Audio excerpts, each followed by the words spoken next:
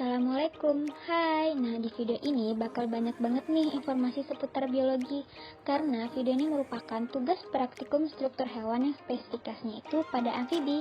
Sebelum itu, kita kenalan dulu yuk. Nama aku Miftahul Zofia, nomor BP 19104230012 dari grup 4 KBI kelas.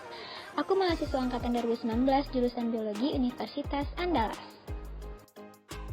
Dalam praktikum ini, kita memakai beberapa alat, diantaranya pisau bedah, gunting bedah, pinsat laboratorium, sarung tangan latex, suntik 1 cc, jarum pentul, dan styrofoam lembaran. Oh iya, kenalan juga yuk sama objek utama dalam praktikumnya, yaitu salah satu spesies kelas amfibi. Kenalin Butavrinus melanostyctus. Kira-kira gini ya bentuknya. Nah, di sini aku bakal ngebahas 7 sistem dari Butavrinus melanostyctus ini. Tapi sebelum itu, dilarang keras banget untuk nge-skip atau menyudahi video ini gitu aja. Jangan takut bosan ya, karena insya Allah nggak ngebosanin kok. Oke, langsung aja. Yang pertama itu kita bakal ngebahas sistem integumen dan bagian integumen yang dapat dilihat dari luar. Pada dasarnya, tubuh katak dibagi menjadi 3 bagian, yakni kepala atau caput, badan atau trunkus, dan anggota gerak atau ekstremitas. Nah, berikut cuplikan singkat pada saat praktikum.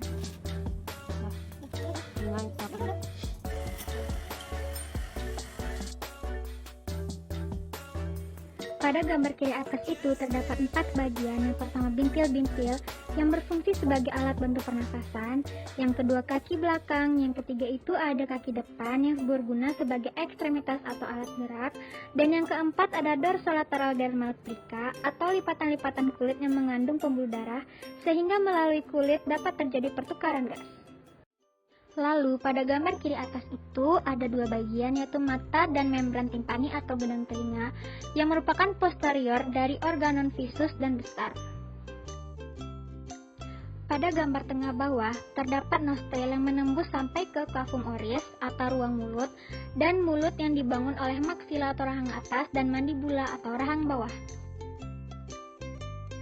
Next, pada gambar kiri atas terdapat paha dan betis sebagai ekstremitas posterior atau alat gerak kaki belakang, dan kloaka atau lubang pengeluaran pada ujung posterior tubuh.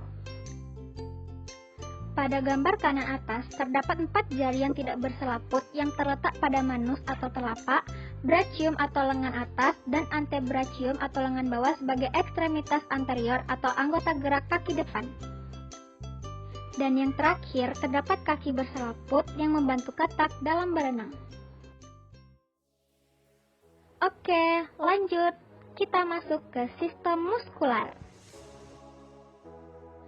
Berikut cuplikan singkat pada saat praktikum.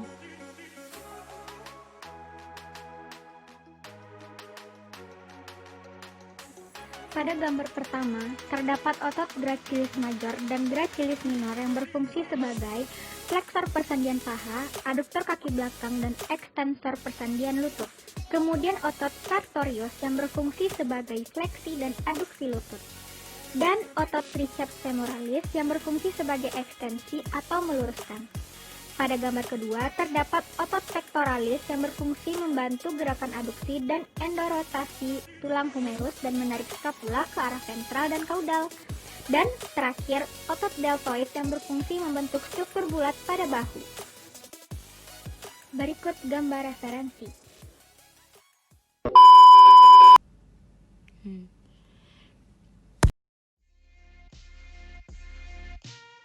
Selanjutnya kita masuk ke sistem respirasi.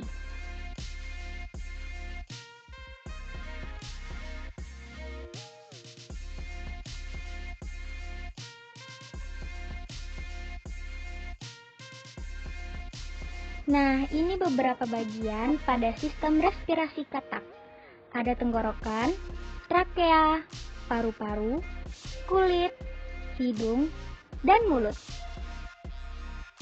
Pada katak, oksigen berdifusi lewat selaput rongga mulut, kulit, dan paru-paru. Pada saat terjadi gerakan rongga mulut dan faring, lubang hidung terbuka dan glotis tertutup sehingga udara berada di rongga mulut dan berdifusi masuk melalui selaput rongga mulut yang tipis. Selain itu, katak juga bernafas dengan kulit loh. Ini dimungkinkan karena kulitnya selalu dalam keadaan basah dan mengandung banyak kapiler sehingga gas pernafasan mudah berdifusi. Sistem selanjutnya yang akan kita bahas yaitu sistem skeletal. Rangka katak dikelompokkan dalam skelet aksialis dan skeletum appendicularis. Skelet aksialis terdiri atas kranium atau tengkorak, kolumna vertebralis atau tulang punggung yang terdiri atas 10 ruas, dan sternum.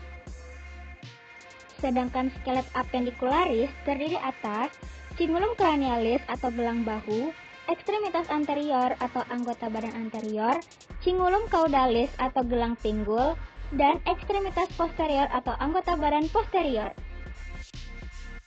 Berikut cuplikan singkat pada saat praktikum.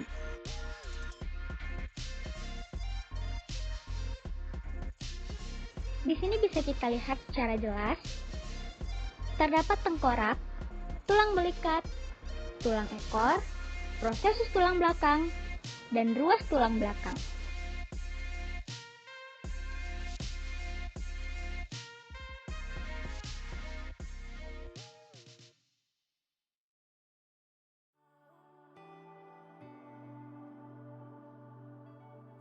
Yuhu, selanjutnya ada sistem sirkulasi.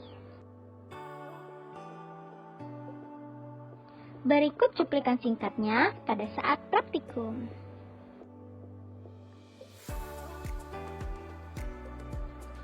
Kita bisa lihat secara jelas penampakan jantung pada katak dan darah yang mengalir dari jantung melalui pembuluh darah.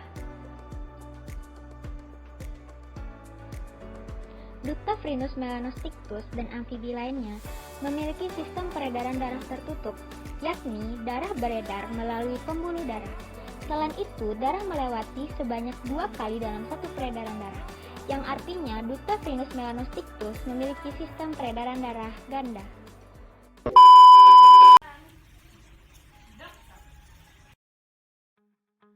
Sistem selanjutnya yang akan kita bahas ialah sistem pencernaan. Berikut cuplikan singkat pada saat praktikum.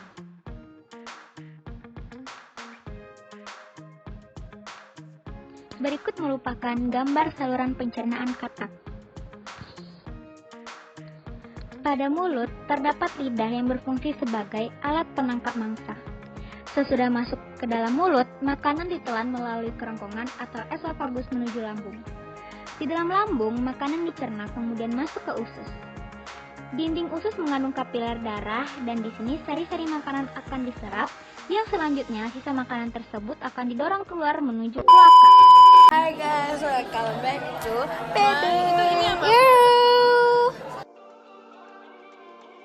Kita udah sampai di sistem terakhir yaitu sistem syaraf. Berikut cuplikan singkat pada saat praktikum.